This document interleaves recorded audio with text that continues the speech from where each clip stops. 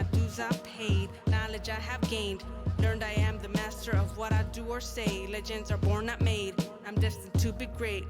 God of my destiny, I take all the glory. Ain't no one telling my story. My life is a fucking allegory. Writing down lessons, keeping inventory. But at times I wanna forget like Dory. Memories that haunt me like Lori. Some secrets I gotta bury. Sometimes I feel lost.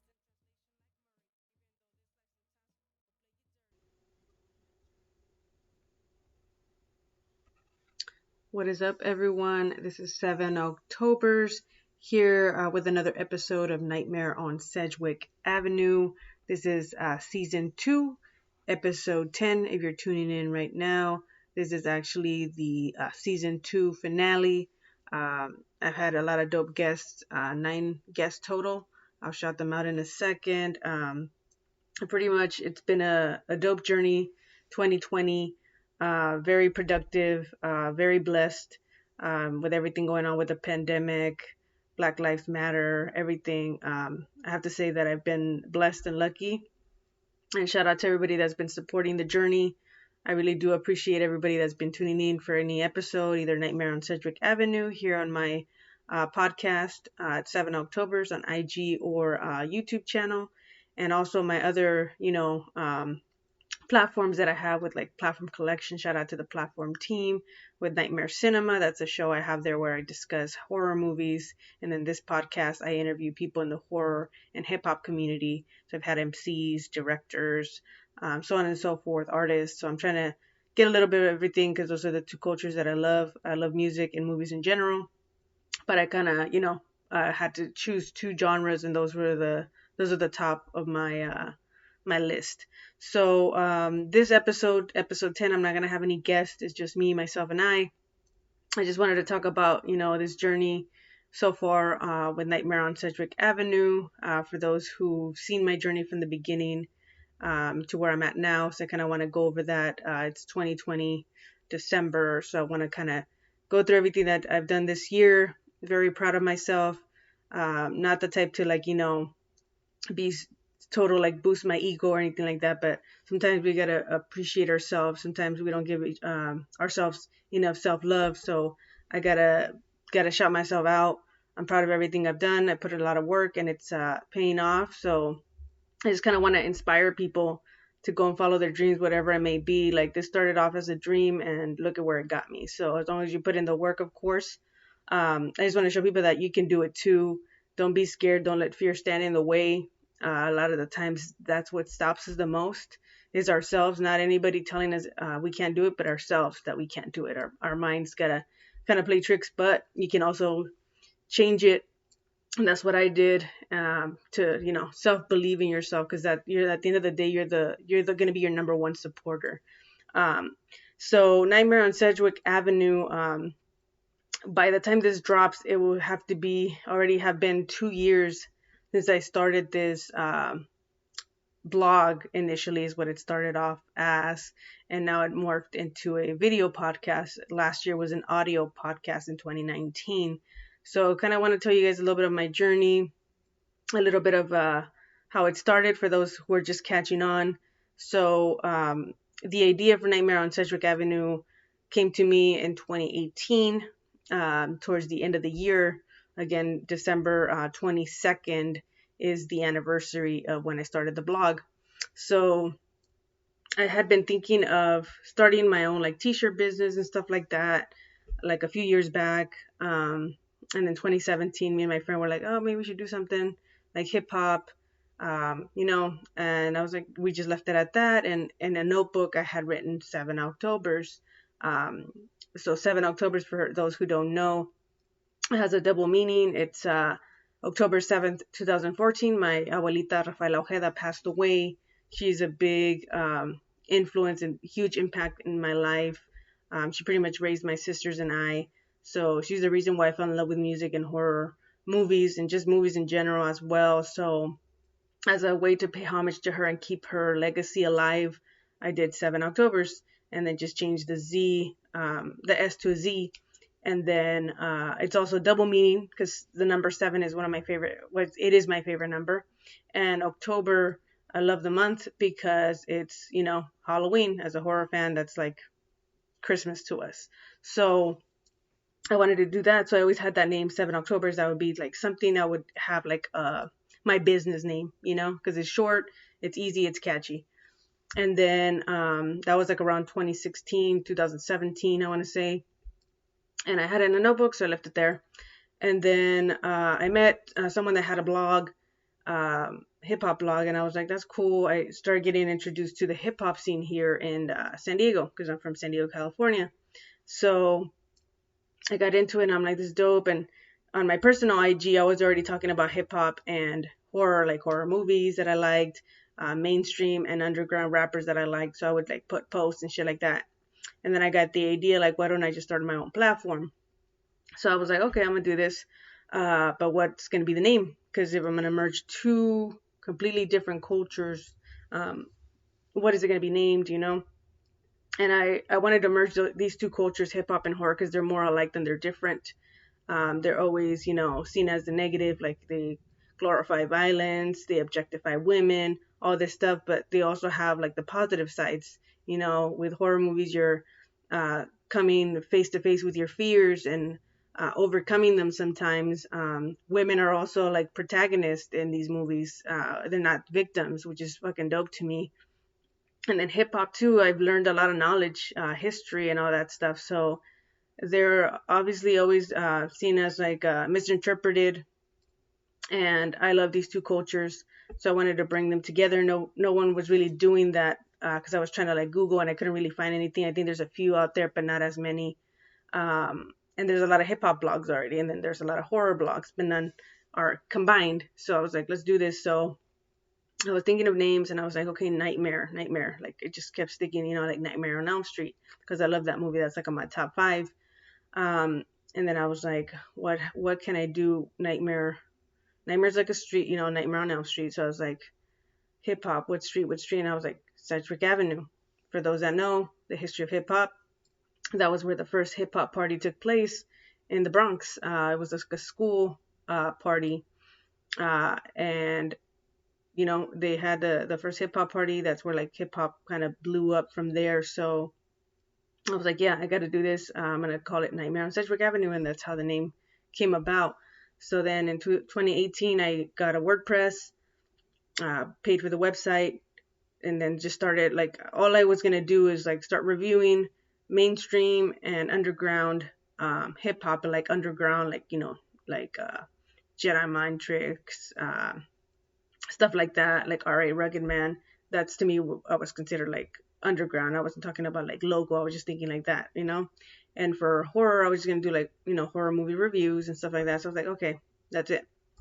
So I posted my first post, I think like the 22nd when I announced it. And I want to say like the first post was like the end of December 2018. And then January came along. I did a few album reviews and horror movie reviews. And then I was, like I said, I was kind of getting involved in the hip hop scene in San Diego. So I was following certain local artists. And there was this artist, Saint Sir, shout out to Saint Sir, dope guy, part of Boon League rap crew. So he had dropped an album, and I was like, you know what, I'm gonna review it. I didn't really think anything of it. I was like, that'd be cool to like review like something local. So yep, I did that. I got good feedback.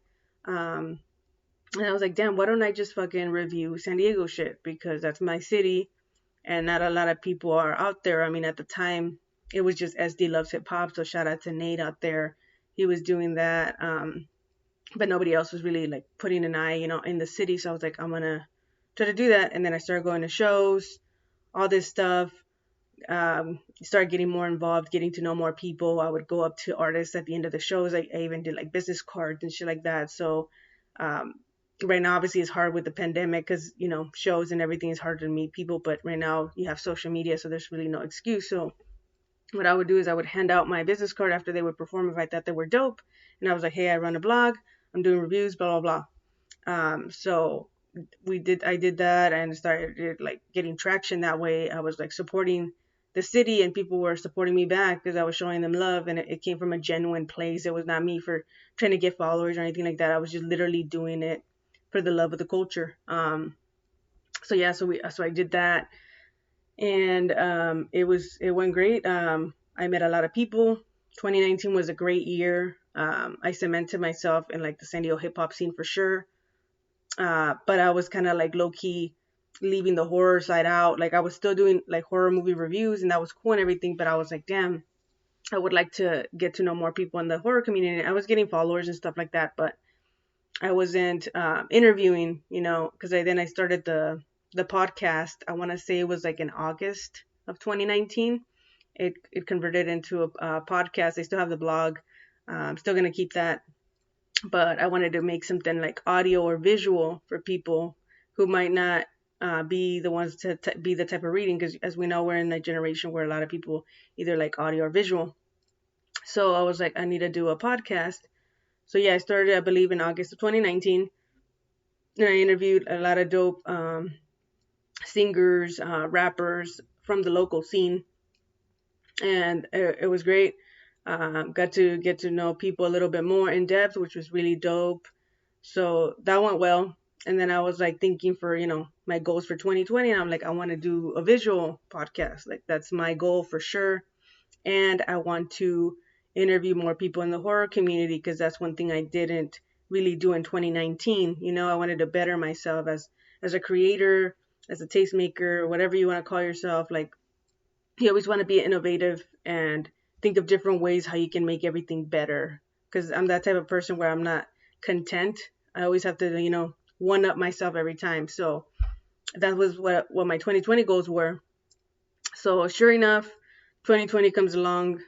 We're now in 2020, and I become a staff at Platform Collection. Again, shout out to them, Kelsey, Parker, OG Hip Hop, Eddie. They allowed me to be part of their entertainment company, where we also do reviews. It's called platformcollection.com. I have a YouTube channel as well. You can follow us there.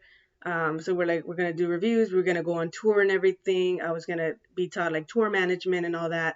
But then COVID hit. So we had to like pivot. And at the time, one of my goals too for 2020 was make music. Cause I'm an artist, poet, first and foremost, before I became a blogger. I've been writing since I was 13. So that was for sure a goal in 2020, like go back to the music. So I did that. I dropped 2 EPs. Those following me, I dropped God of My Destiny, June 15th, my birthday. And then I dropped From Chivalba to Aslan, November 20th, so just a month ago. So, and then I was dropping singles, because my goal was to drop at least 12 songs this year, and obviously I outdid that. So I'm proud of myself on that. So yeah, I dedicated myself to the music, but part of Platform Collection was like, you got to do a show, because we want to build content to keep the traction with everything that's going on. There's going to be no shows, like live shows, performances wise. So we're going to have to think of creative ways. So I was like, okay, dope.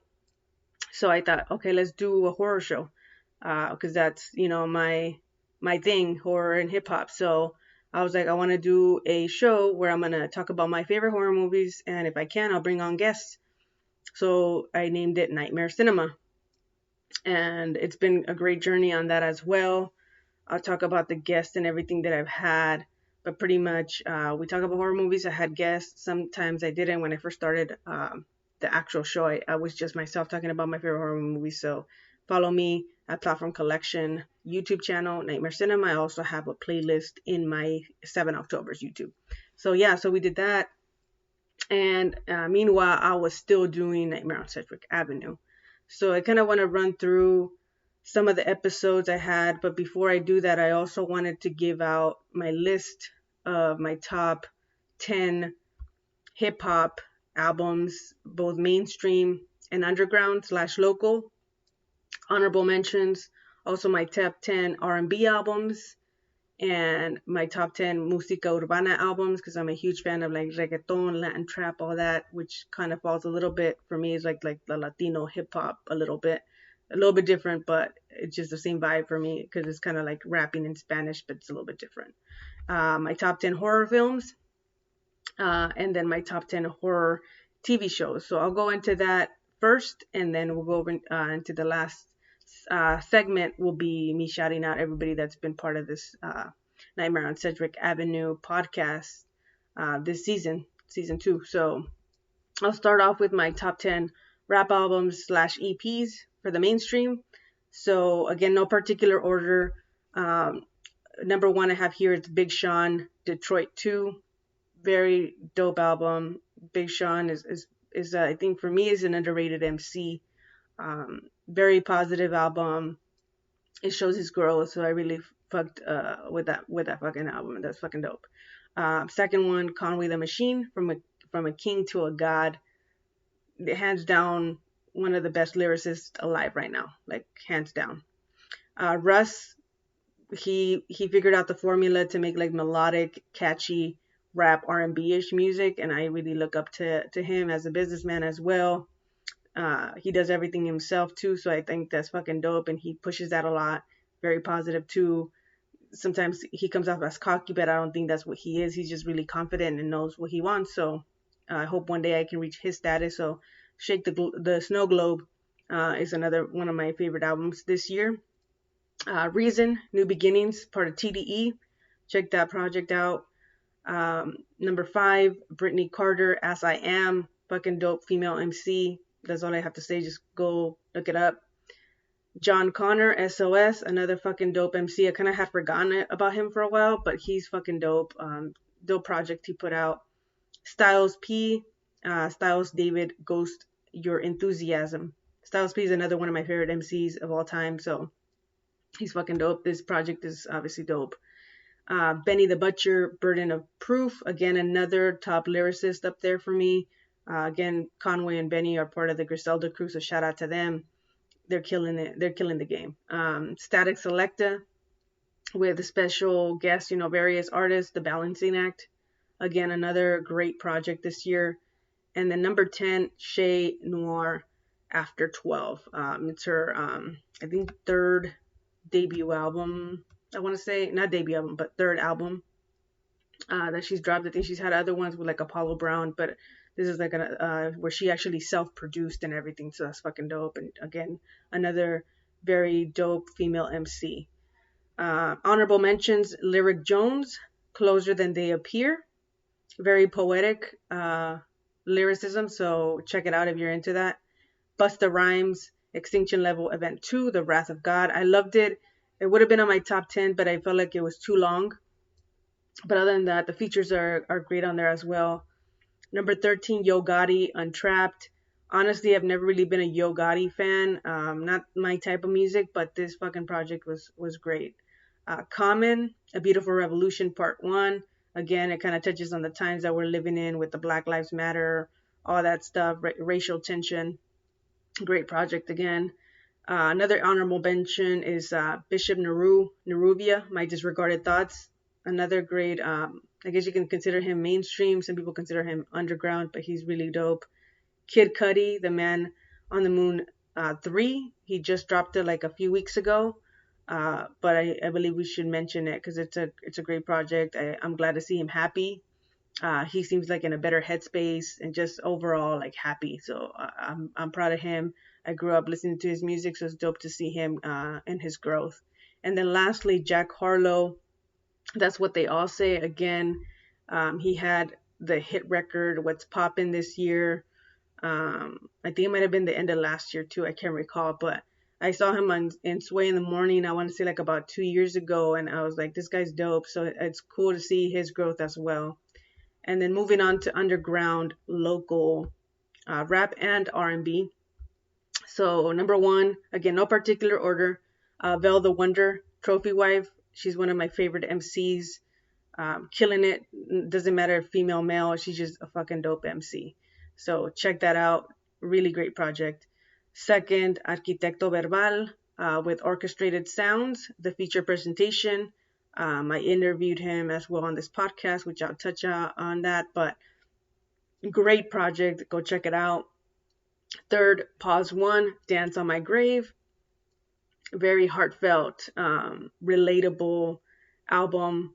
It's a great project. So go check it out. I interviewed him as well.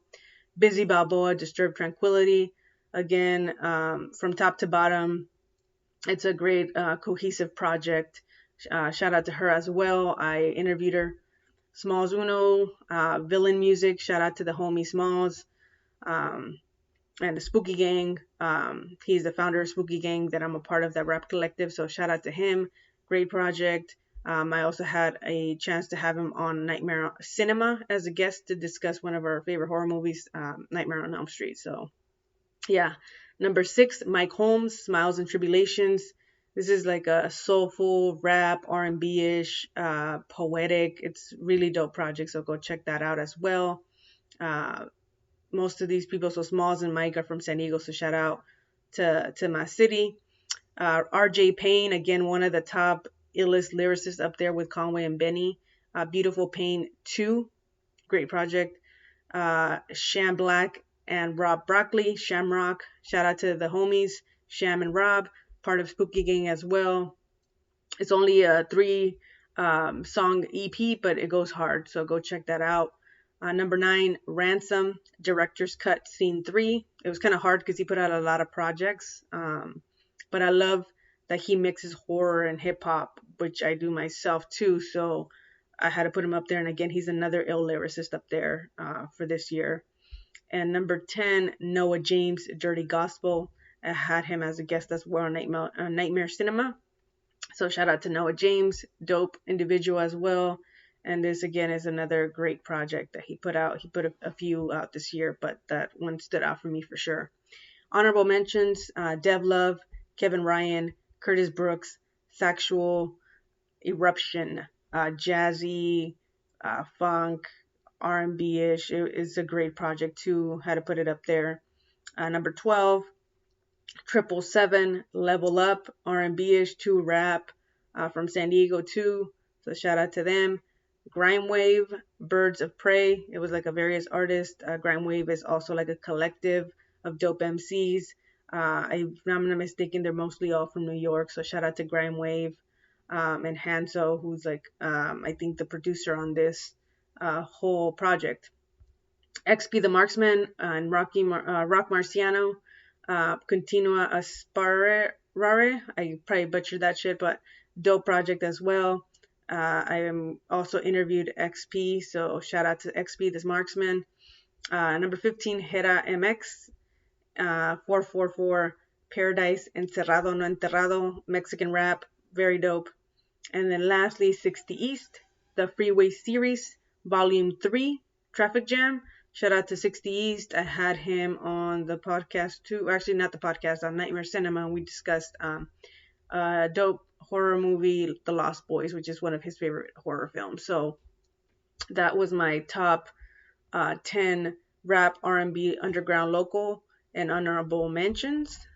And now we'll move on to top 10 R&B mainstream, which would be the number 1, again, no particular order, Terrace Martin, Robert Glasper, Ninth Wonder, Dinner Party EP.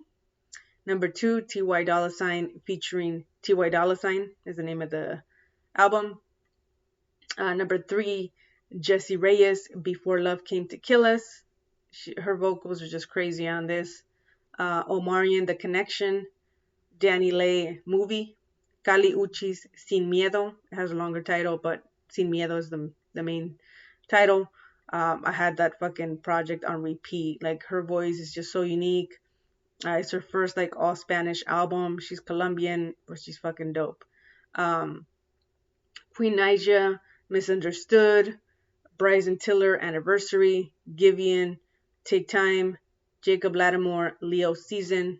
And then for honorable mentions, Chris Brown and Young Thug's Lyman B. I actually hadn't heard this one, and I just heard it like about a few weeks ago, and I was like, damn, this shit's fucking dope. I'm not a big like Young Thug fan. I love Chris Brown, but I've never been like a Young Thug fan, but I was like, this shit is fucking sick. Tiana Taylor, the album, one of my favorite R&B artists. She can sing, act, dance, fucking direct, so she's fucking dope. Trey Songz, Back Home, Kehlani, It Was Good Until It Wasn't, and last, August Alsina, The Product 3, State of Emergency. So those are my R&B mainstream. And then moving on to top 10 Musica Urbana. So these are mainstream. Arcangel, one of my favorite reggaeton artists of all time. Hope now he's okay. He had been hospitalized not that long ago. Um, they found something like in his brain or something. So hope he's good. That's one of my like dream features that I would want to collab with if I ever like make it to like the top up there. So Arcángel, Los Favoritos 2. Number 2, Raúl Alejandro, Afrodisiaco. Fucking butchered that shit, but dope project. Daleks, Modo Avión, and 3 a.m. He had two projects. I couldn't choose one, so loved them both. Eladio Carrión, Sauce Boys Care Package, Mike Towers, Easy Money Baby, Kazoo, Una Niña Inútil, Bad Bunny, Yo Hago Lo Que Me Dé La Gana, J Balvin, Colores, Jay Wheeler, Platónicos, De La Ghetto, Los Chulitos. And for honorable mentions, Sesh, One of One, Brian Myers, Bendecido, Yandel, Quien Contra Mí Dos, Tiny, Neon 16 Tape, The Kids That Grew Up on Reggaeton, and lastly, Maluma, Papi Juancho. And moving on to horror. So, top horror films. It was kind of hard to do a top 10. There wasn't that many. I mean, that was like, oh shit, like, which one do I pick? But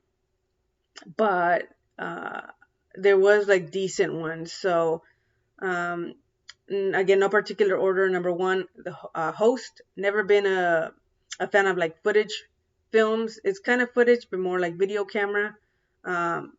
It was like the number 1 horror film, I believe. Independent too. So I really love that film, Host. Recommend it on Shudder. Freaky. It's funny. It wasn't scary, but it was funny and like horror elements. So and Vince Vaughn is like fucking an amazing actor to me. So go check that one out too. 3, Uncle Peckerhead. I didn't think I was gonna like it. I saw the cover and I was like, but it's fucking cool. It's like, you know, a bunch of rock soundtrack. So it's funny, also dark humor. So check that out as well. Another, I think, independent film. The Invisible Man, great movie too. Bad Hair, unique concept. The Hunt, the fucking protagonist on that shit is badass. Becky, again, I love that actress. I forget her name. I think it's Lulu Wilson. She came out in The Haunting of Hill House. Also, I believe The Conjuring and the Ouija board, or the yeah, whatever that name is of the fucking film. But she's fucking dope actress. I knew she was gonna be like a final girl, and like Becky, she killed her performance. Number 8, Peninsula. It's the sequel to Train from Busan. I believe it's Korean, if I'm not mistaken. And then number 9, Spree. The guy from Stranger Things. I forgot his character's name, but he comes out in it. It's very, like, again, dark, sense of humor. It's funny, but dark as well. And it's horror, and he kind of just pretty much like a Uber serial killer. So check that shit out. I really enjoyed that one. That one is like one of those films that you can watch over and over for sure. And then lastly, number 10, VFW. Has some of the like the greatest like actors of like action movies, so check that out. Very dope concept for a film too. And then honorable mentions: The Wretched, Possessor, fucking weird. It's Cronenberg's son directed that one. I think it's Brandon Cronenberg. Body horror. The Wolf of Snow Hollow, Black Box, and Blood Quantum. So those were my top horror movies and top 10 horror TV series. So this was kind of hard to narrow down, but for sure, The Haunting of Bly Manor. The first season was obviously the best, but this one was still good. Lovecraft Country, I think that was like my number 1, even though it's in no particular order, but I really love that show. I hope it gets renewed for season 2. Penny Dreadful, City of Angels. Number 4, Evil. Number 5, Supernatural. It was the finale of the show. I grew up watching this. It's bittersweet. I pretty much grew up with these guys. So they're like the brothers I never had. I started watching it since I was in high school till now. I'm like a full grown adult. So shout out to Jared and Jensen. for that journey, man. I can't believe they did, I think it was like 18 seasons. I can't remember, but it was really like emotional watching that finale. So I had to put it on here. What We Do in the Shadows, Lock and Key, Chilling Adventures of Sabrina, Warrior Nun, and Monsterland. So those are, my top movies, music, and everything. Check them out. I'm also gonna put this in my blog, the list. So if I went too fast, you can go there and you can go through them and figure out which ones you would dig. And so moving back to the shout outs, I want to shout out a couple people. First, I'll do Nightmare Cinema. Actually, for Nightmare Cinema, I'll probably save that for my last episode for Nightmare Cinema. So scratch that. So I'll do my shout outs for Nightmare on Sedgwick Avenue podcast, the guest I had this season 2. So shout out to Yvonne for representing Horrorgasm SD, a dope platform as well. Check them out, Horrorgasm SD. They run a platform that it's based for the horror community here in San Diego. They do a lot of great things. They've done virtual events this year. They promote artists, like actual like people that do art, horror art, and all that stuff. So they do more than that, but go check them out. I interviewed Yvonne, who is one of the founders. Busy Balboa, shout out to Busy Balboa and the Get to Know Me podcast. She interviewed me as well. As always, mutual love and respect. She's been working hard as well. I've been seeing her. She did over 100 interviews or something, because she was doing a lot. So shout out to her. Dope MC as well. And again, one of my top 10 local rap albums of this year. Luis Iga Garza, shout out to him. Dope director. Representing for La Raza Mexicana. He did Murder in the Woods, a dope horror film that came out this year with Danny Trejo and other dope Latino cast. It was, I believe, the first like slasher Latino all cast. So shout out to him. And shout out to Henrik Nilsson, all the way from Sweden. He does horror art pieces. I have one. I don't have it right next to me. But I got Ángel de la Muerte, or Angel of Death, that he did from Hellboy. So he's a dope artist to check out. He's like I guess like a horror sculptor is what it would be called. So check him out. Pause One, a dope MC from LA. He also has his own podcast. Check him out. Pause One, again, thank you for rolling through. And next would be Arquitecto Verbal. Again, another dope LA MC. He is one of my top 10 as well, and Pause One actually was a top 10 too album. So check both of them out. Edwin Pagan, who's the founder of Latin Horror. He has a dope platform where he pretty much uses his platform to give more of a, I guess you can say, more attention to the Latinos in horror, which is dope. So I had a pleasure of meeting him virtually and interviewing him and kind of picking his brain and getting to know his journey. So it's really, really dope. So thank you again, Edwin, for stopping by the podcast. And next is XP the Marksman, one of the first local, or not local because he's from LA, but MCs that I saw at a show here in San Diego that kind of like drew me into the hip hop scene. So shout out to him. Again, very dope MC. He's making really good moves up there too, collaborating with some big names in the underground in New York. So yeah, shout out to him. And lastly, Shan Black, mi hermano, from Spooky Gang, dope MC, businessman too. He has a clothing line, Waves in the Tide, so check that out as well. So those have been the guests. So shout out to all of them for being a part of this podcast this season. I appreciate every one of you guys. I enjoyed talking to all of you guys, getting to know you, shouting out you guys' platform and your artistry. So yeah, all love and respect for all you guys. Appreciate it and your time. So those are the people. And then lastly, I just kind of want to end it off with like, I already told you a little bit on my journey about the podcast. I just want to end it off with like my run through of the 2020 how it's been this year. It's been a dope year, even though with all the crazy shit. Like I said, I'm blessed to say that I have my health and that I'm good. So a little bit about me for those who might not know me personally. I also do work a 9 to 5. I work in insurance, nothing that has to do with, this, but this is my dream job, working in music, movies, entertainment. So I'm kind of working hard at it, like if I were, getting paid, even though I'm not, but I'm doing it for the love, and eventually, hopefully, I will get paid for it, and it'll be a dream come true.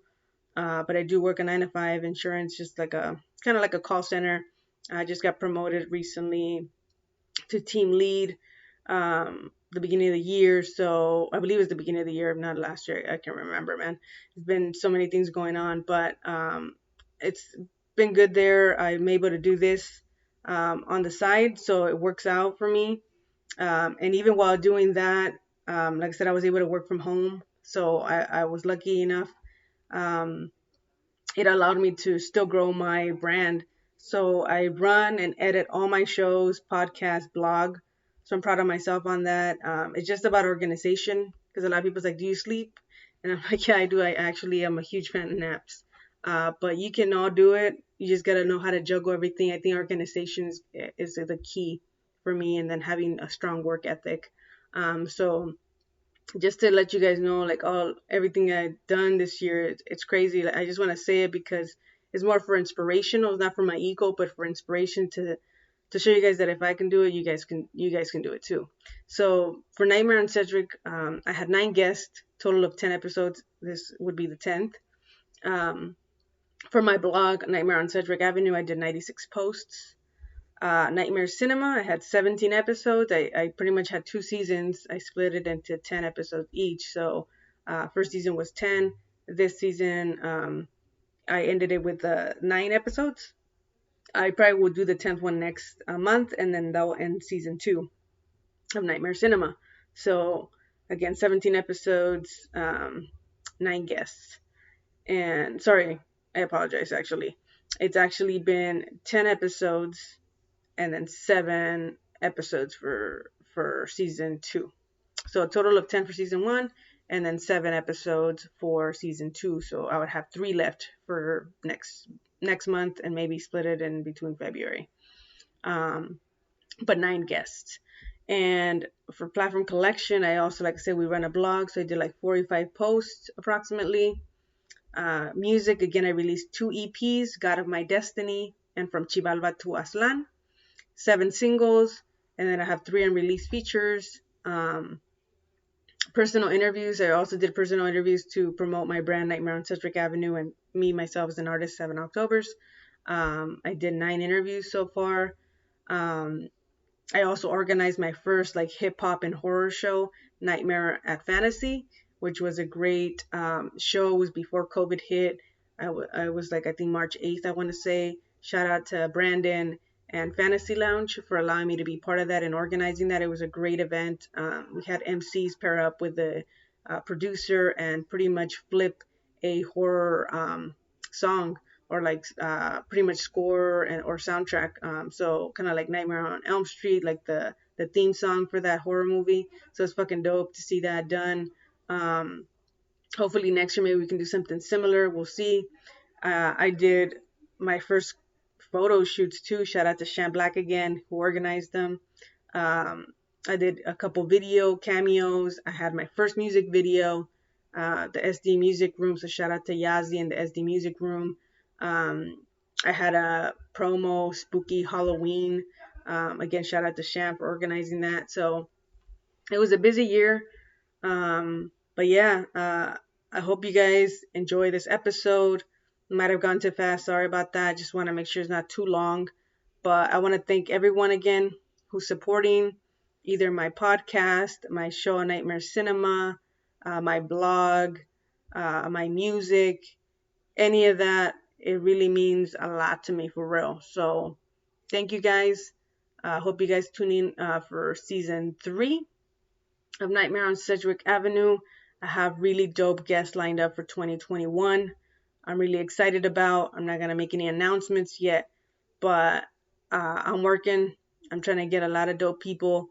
And yeah, so Happy New Year for those that are watching this, and happy holidays. Everybody stay safe, and I hope that everybody has a blessed ending of 2020 and going into 2021. Just sending positive vibes for everybody who might have not had the best year, but just keep going. Don't give up. Just know you're not alone. And yeah, peace out, everybody. Thank you guys again for tuning in. Appreciate it. Peace.